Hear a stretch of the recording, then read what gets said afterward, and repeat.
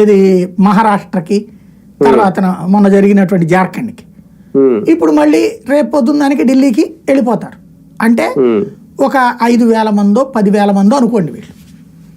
వీళ్ళు ఇక్కడి నుంచి అక్కడికి వెళ్తున్నారు. తద్వారా వాళ్ళు ఆల్రెడీ స్ట్రైన్డ్ కావడం, ఆ లోకల్ పరిస్థితులకు ప్రిపేర్డ్గా ఉండటం, ఇట్లా దగ్గరగా ఒక 50,000 మందిని ప్రిపేర్ చేసుకుంది బీజేపీ.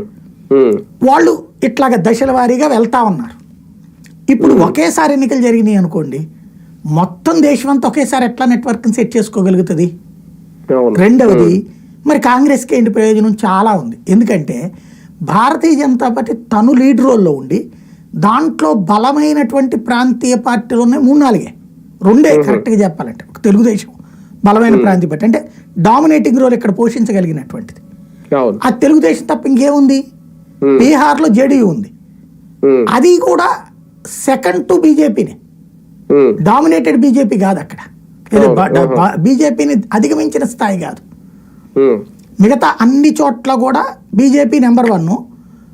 ఇప్పుడు శివసేన దాని పేరు షిండే, అజిత్ పవార్ ఎన్సీపీ, అట్లాగే జేడీయూ, అట్లాగే ఇంకొకటి పార్టీలు ఉంటాయి దానికి.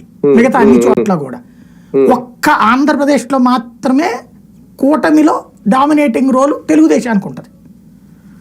ఇది చాలా క్లియర్గా ఉన్నటువంటి పిక్చర్. దీంట్లో ఇప్పుడు తిప్పలు పడాల్సింది భారతీయ జనతా పార్టీ యాక్చువల్. అంటే దీనికి ఉన్నటువంటిది మిగతా చోట్ల అదే ఐఎన్డీఏ కూటమి ఉందనుకోండి, కాంగ్రెస్ కంటే పవర్ఫుల్ స్టాలిన్, కాంగ్రెస్ కంటే పవర్ఫుల్ మమతా బెనర్జీ, కాంగ్రెస్ కంటే పవర్ఫుల్ సమాజ్వాదీ పార్టీ.